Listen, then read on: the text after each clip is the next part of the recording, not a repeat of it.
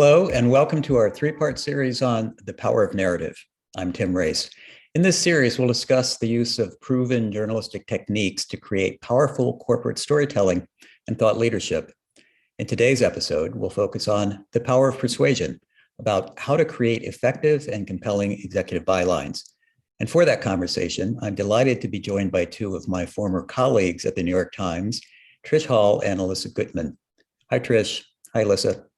Hey, Tim. Hi, Tim. Trish Hall's long and successful career in journalism, including serving as the OpEd editor at the New York Times, and Elissa Gootman was a highly regarded New York Times reporter and feature writer.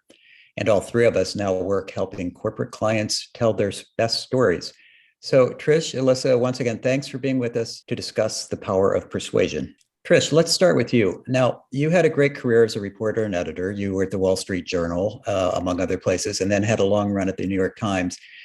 During your last 5 years at the Times, as I mentioned, you were the op-ed editor. So what was your, say, favorite or maybe most memorable op-ed that you ran during your tenure at the New York Times? You know, it's interesting. There were so many op-eds that were serious and thoughtful. But what you would find from what readers responded to, so part of it is that I remember this op-ed in particular, and part of it is that it was extremely popular. I think until that point, it had gotten the most traffic of any story we had done. I mean, not in the newsroom, but in opinion. And it was called The Busy Trap, and it was by an essayist named Tim Kreider. And it's very funny thinking of it now in the context of COVID, where everybody's writing stories about, tiptoeing back in the world. But this was the time when everybody was always, I'm so busy, I'm crazy busy. And he was writing about how people did that as a kind of, hedge against death and to make your life seem meaningful. And it was just a very smart essay about something everybody kind of knew about, but perhaps they hadn't thought of it that way. So that's the one that sort of sticks with me, partly because it was so popular and partly because it took a common thought and gave it kind of an extraordinary framing and discussion. So I suppose the point of that is, and we'll come back to this as we always do, is it was interesting in the public conversation, right? Which is really important, as we'll talk about, in writing op-eds. What were maybe one of the most memorable or effective business op-eds that came your way that you actually published? I mean, that's a hard question, especially now because I write for a lot of business people, and I'm not saying they never get published, but they're not often that memorable. And I think they're not memorable because they're generally kind of bland and they don't take risks and they're not surprising. So the one I remember was business oriented, but it was not by a CEO or an executive. It was by a guy named Greg Smith, and it was an op-ed about why he was quitting Goldman Sachs. And in his piece, he got right to the point, and it was kind of stunning. He hadn't quit officially at Goldman Sachs. He let them know through the op-ed, which was fun. And it just came in the slush pile. I mean, I certainly didn't solicit it. There'd be no way to solicit an op-ed like that. But he wrote about how he'd worked there for 12 years and he thought the firm was as toxic and destructive as he had ever seen it. And then the reason it had business consequence and not just some irritated employees, quitting, was that he felt like the client interests were being sidelined. So it was really commentary about how Goldman Sachs functioned in the world and how it related to clients. And so that was wildly popular. I think because so many people have fantasies about doing things like that, just sort of quitting publicly, but also because it raised some questions about how finance worked. Interesting. So you mentioned blandness as one of the problems. You've told me when we've talked about this that it's a high bar for a business byline to make it as an op-ed in the New York Times or any mainstream publication. What are some of the common mistakes you saw when companies would pitch you a business op-ed? I mean, what's funny is sometimes I would reach out to them. I was a business reporter. I'm really interested in business and economics. I'm sure most of you who read the Times have observed there are not a lot of business op-eds. There are sometimes very interesting economics ones by people on staff like Paul Krugman and Peter Coy. But from outsiders, there are very few. And I think it's because people don't, they're too cautious. You need to take a stand on something, and it kind of needs to be brave and surprising. And that's not an easy thing to do. That's not an easy ask of a CEO. They also tend to suffer from too much jargon. And they also, because corporations tend to move slowly, by the time they're approved by everyone, they're too late. They're not timely. They don't feel like, as you were saying with that other op-ed, they don't feel urgently part of the conversation. You just always have to think about, why would someone want to read this now? And I think that's what I would see over and over again from companies then. And it's what I see now that I'm sort of on the other side. So you're now a practitioner of the art form. You write bylines for corporate clients. What 2 or 3 key pieces of advice would you give to a company, to its executives, to its writers, hoping to make the most effective byline, whether for placement in an outlet like the New York Times or any other outlet with a broad audience? I mean, it's a little bit the flip side of the mistakes, right? So you need to focus on something people don't know. It needs to be surprising. If it's not, why is anyone going to want to read it? It needs to be timely, and it needs to really address what people want to know now.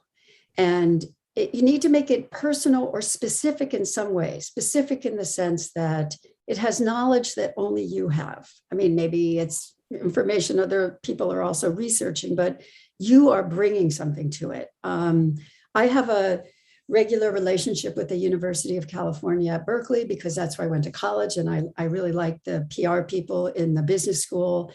And I helped them edit a piece not that long ago by a professor named Laura Cray that ran in the Wall Street Journal.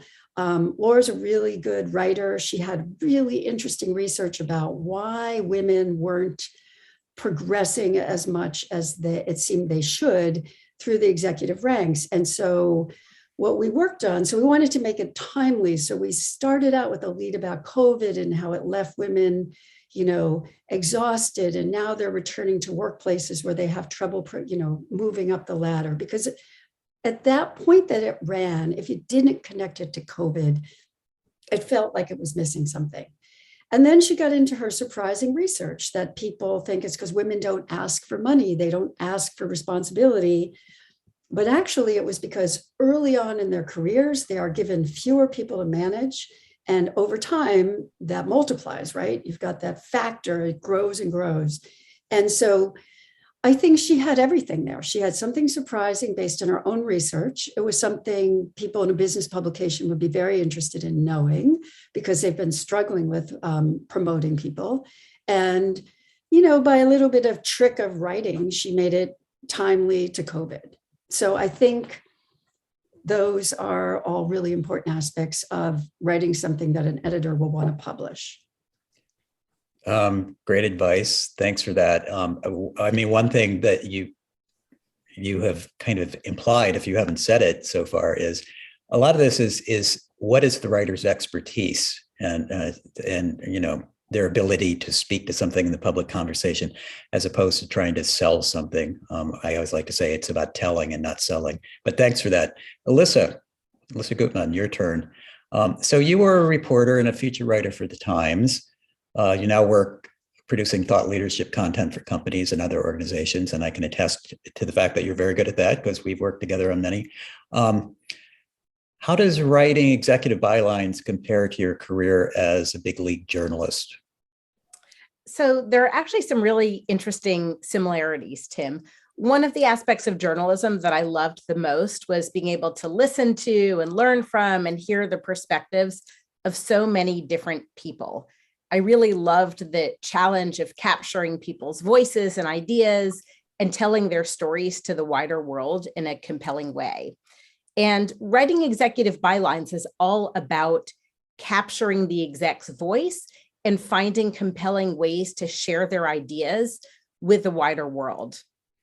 And I actually find that with this work, I have even more of a creative role because I can really help clients identify what it is they want to say and help them shape and articulate their messages. A journalist's news judgment is also essential to this work because we're really trying to identify the angles or hooks that will make a thought leadership piece stand out and make it feel timely and relevant to a wider audience. That's we talk about that with our clients all the time, that the journalistic method actually can really help surface and frame the best business stories. What's one of the best or your favorite recent examples of a byline you worked on and actually got placed? Well, I recently worked on a piece that ran in Fast Company called Employee Engagement is Out, Here's a Better Metric. This was written by an executive at OC Tanner, which is a method client that provides software and services for improving workplace culture and productivity. The idea behind the piece is that employee engagement can be a flawed metric, and we should be looking at great work instead. And then the piece goes on to unpack that and go into more detail about different worker personas and the key behaviors that make up great work. And what do you think made that byline particularly successful? I think there were a few elements that made that successful. First, there was a very clear headline point. So often people think of a headline as an afterthought, but from the very outset, you need to be thinking, what's my headline thought? What's my big idea? Second, the piece was very intentionally not self-serving. So this company actually sells software and services and rewards for identifying and recognizing great work, but we don't go there because if this piece had come off at all as trying to advertise the company's products or services, the editor would have sniffed that out immediately and it never would have been published. Third, we really tried to bring the concepts that we were talking about to life using real world examples. So some of the examples were hypothetical examples to illustrate, what might it look like if an employee demonstrates excellent engagement, but is actually not producing great work.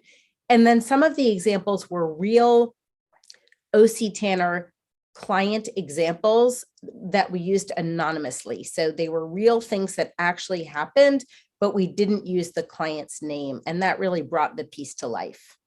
I'm going to ask you the same question I asked Trish, which is, what 2 or 3 pieces of advice would you have for companies, for clients, for writers of executive bylines that you have found recipes for success? Absolutely. Well, you mentioned it, but it is such an important ingredient that I think it bears repeating. To create exceptional thought leadership, it really is best to hear it from the executive directly. So for sure, we can read previous pieces the executive has written. We can hear their voice by watching a recording of a presentation that they made or listening to them being interviewed on podcasts. And all of that is fabulous.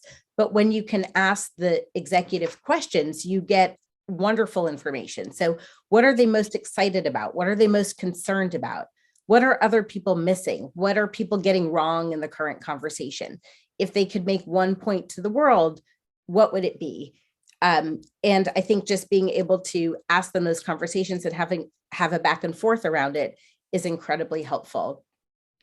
For writers, I think it's important to come to the meeting as well prepared as possible with some ideas about points an executive might make. What are some things happening in the current conversation where their voice might be needed and where they may have an opportunity to weigh in a way that would be valued? And finally, I think it's important to understand that the process is really cumulative and that the benefits are much greater the longer you've been working with someone. You have a sense of their voice. You have a sense of the areas where their expertise is valued or could be valued.